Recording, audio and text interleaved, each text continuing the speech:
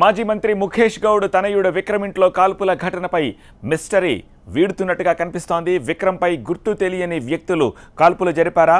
హత్యాయత్నం నిజమైతే స్పాట్లో రక్తపు మరకల్ని ఎవరు ఎందుకు తుడిచేశారు? శుక్రవారం తెల్లవారుజాము దాకా విక్రమ్ ఎక్కడికి వెళ్ళినట్టు? తన ఇంట్లోకి వచ్చాకే ఫైరింగ్ ఎందుకు జరిగింది? ఇక కాల్పులకు కారణమైన తుపాకీ ఎక్కడుంది? ఎవరు దాచారు? ఈ విషయాలన్నీ కూడా రేపు తేలిపోయే అవకాశం కనిపిస్తోంది. విక్రమ్ గౌడ్ పై కాల్పులు జరిపిందెవరు?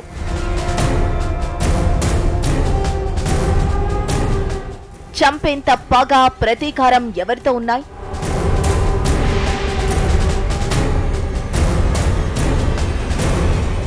అప్పులిచ్చిన వాళ్లే హత్యకు కుట్ర పన్నారా? సీన్ ఆఫ్ ఆఫెన్స్ డిస్టర్బ్ వెనుక ఉద్దేశమేంటి?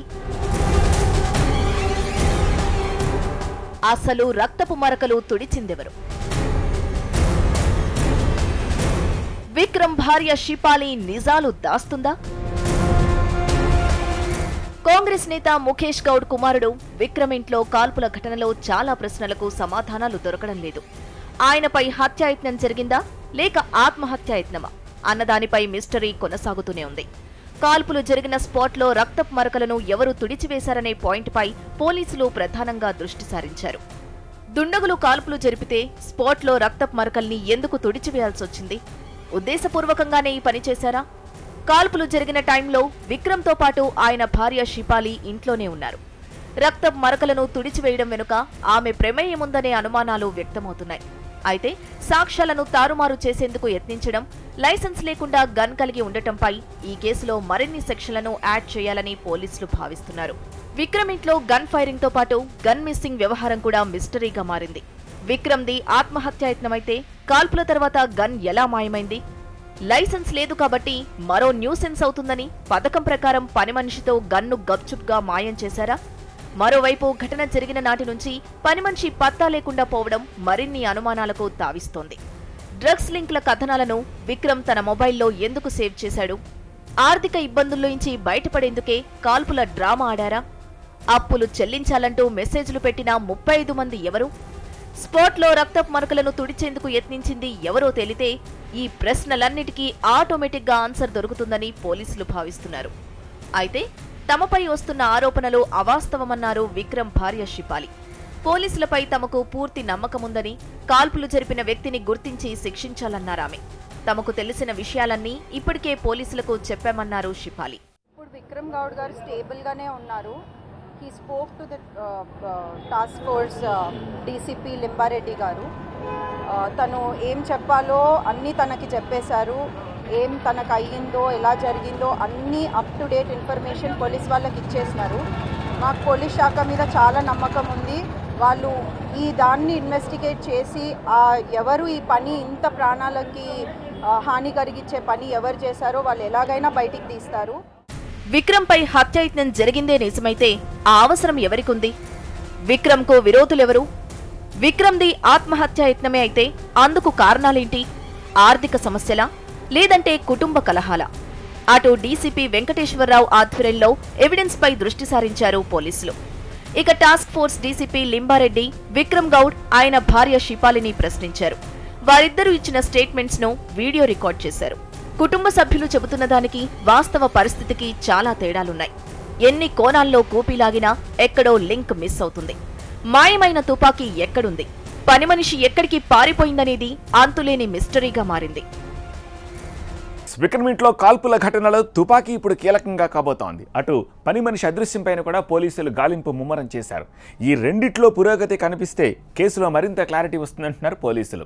మరోవైపు విక్రమ్ భార్య షిఫాలి నిజాలే వెల్లడిస్తుందా అనేది కూడా మిస్టరీగానే ఉంది. ఇక అప్పులిచ్చిన వాళ్ళెవరు, వాళ్ళు ఏ రకంగా విక్రమ్ని వేధించారనే కోణంలో కూడా పోలీసులు ఆరా తీస్తున్నారు. విక్రమ్ గౌడ్ ఇంట్లో కాల్పులు జరిగాయి. ఇందులో ఎలాంటి సందేహం లేదు. కానీ ఎవరు జరిపారు, ఎందుకు జరిపారనేది అంతుపట్టకుండా మారింది. కాల్పుల తర్వాత విక్రమ్ను ఆసుపత్రికి తరలించే విషయంలోనే అనుమానాలు తలెత్తాయి. తానే కారులో విక్రమ్ను అపోలో హాస్పిటల్కు తీసుకెళ్లామన్నారు షిపాలి. కానీ సీసీటీవీ దృశ్యాల్లో షిపాలితో పాటు మరో 3 వ్యక్తులు కనిపించారు.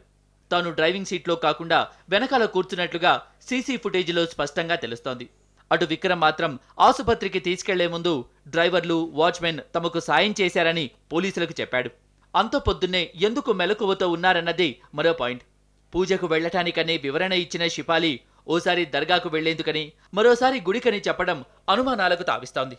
దర్గాకు సంబంధించిన సిబ్బంది మాత్రం పూజలు చేయాలంటే ముందస్తుగా బుక్ చేసుకోవాల్సి ఉంటుందని చెబుతున్నారు. హడావిడిగా ఎప్పుడు పడితే అప్పుడు పూజలు చేయటానికి ఉండదని అన్నారు. जो कमेटी के जो मेंबर हैं लाला भाई वगैरह उन लोगों को परमिशन लेना पड़ता, उनसे परमिशन लेके जो भी आप भोजन वगैरह करा रहे उनसे बोल के करा ले सकते. कुछ भी नहीं आया वैसा कुछ भी नहीं आया. షిపాలి చెబుతున్న దాంట్లో నిజాలెలా ఉన్నా విక్రమ్పై హత్యాయత్నం జరిగిందనే అనుమానాలు బలపడుతున్నాయి. విక్రమ్ తనకు తాను కాల్చుకుంటే వెన్నుపూస పైభాగంలో బుల్లెట్లు దూసుకెళ్లేలా కాల్చుకుంటాడా? అంత ప్రమాదాన్ని తనకు తానే సృష్టించుకుంటాడా అన్నది మరో ప్రశ్నగా కనిపిస్తోంది. ఇంట్లో షిపాలి, విక్రమ్లు మాత్రమే ఉన్నారు. వీరిద్దరికీ తెలియకుండా ఇతర వ్యక్తులు లోనికి వచ్చే ఛాన్సే లేదు. కానీ వచ్చిన వాళ్ళెవరు, ఎందుకు కాల్పులు జరిపారనేది చూసాయిగా కూడా ఇద్దరూ చెప్పడం లేదు. ఇక్కడే అసలు క్లారిటీ మిస్ అవుతున్నట్లుగా స్పష్టంగా తెలుస్తోంది. వెళ్తున్న సందర్భంలో అక్కడ ఇన్సిడెంట్ అయింది, 2 సౌండ్లు వచ్చినాయని చెప్తున్నారు. బట్ భార్య కూడా ఏం గమనించలేదట. అక్కడికి వచ్చేసరికి కింద పడి ఉన్నాడు అని అంటున్నారు. బట్ దీనికి అంతా కూడా సీన్ ఆఫెన్స్ వెరిఫై చేస్తున్నాం. అతన్ని అడిగితే కూడా సరైన సమాధానం చెప్పడం లేదు. ఇంట్లో ఇద్దరే ఉన్నారు, బట్ జరిగిన విషయాలు తెలుసుకోవాలి కదా. వెపన్ లేదు అని అంటున్నారు, బట్ విల్ వెరిఫై. ఇక విక్రమ్ది హత్యాయత్నమే అయితే అందుకు కారణాలేంటి? ఆర్థిక సమస్యలా? అంతలా అప్పుల ఊబిలో కూరుకుపోయాడా? అప్పులిచ్చిన వాళ్ళు మానసికంగా వేధించారా? అది తట్టుకోలేక కాల్పుల డ్రామా ఆడాడా? ఇవేవీ కాకుండా కుటుంబ కలహాలే కాల్పులకు దారితీశాయన్నది తెలియాల్సి ఉంది. అయితే అప్పుల మాట నిజమేనని పోలీసులకు స్టేట్మెంట్ ఇచ్చారు విక్రమ్. తనకు కూడా చాలా మంది నుంచి డబ్బులు రావాల్సిందని అన్నారాయన. ఒడిశాలో మైనింగ్ కాంట్రాక్టు నుంచి తనకు రావాల్సిన డబ్బు సకాలంలో రాకపోవటం వల్లే అప్పులు చెల్లించలేకపోయానన్నారు. అప్పులిచ్చిన వారు ఇప్పుడు ఆసుపత్రుల చుట్టూ తిరుగుతున్నారన్నారు విక్రమ్. మాయమైన తుపాకీ, అదృశ్యమైన పని మనిషి కోసం అన్ని కోణాల్లో కూపిలాగుతున్నారు పోలీసులు. అటు అప్పులిచ్చిన వాళ్ల లిస్టును కూడా సేకరించే పనిలో పడ్డారు. వాళ్ళు ఏ రకంగా వేధించారు, ఎంత మొత్తంలో, ఎంతకాలంగా వారికి విక్రమ్ బాకీ ఉన్నాడు, డబ్బు కోసం హత్యకు కుట్ర పన్నారా అన్న కోణంలోనూ విచారించాలని భావిస్తున్నారు. తొవ్వే కొద్దీ బయటపడుతున్న లింకులతో విక్రమ్ గౌడ్ ఇంట్లో కాల్పుల కేసులో సెక్షన్లు మారుతున్నాయి. షిపాలి ఫిర్యాదుతో తొలుత హత్యాయత్నం కేసు నమోదు చేసిన పోలీసులు రక్తం మరకల తుడిచివేతపై దృష్టి సారించారు.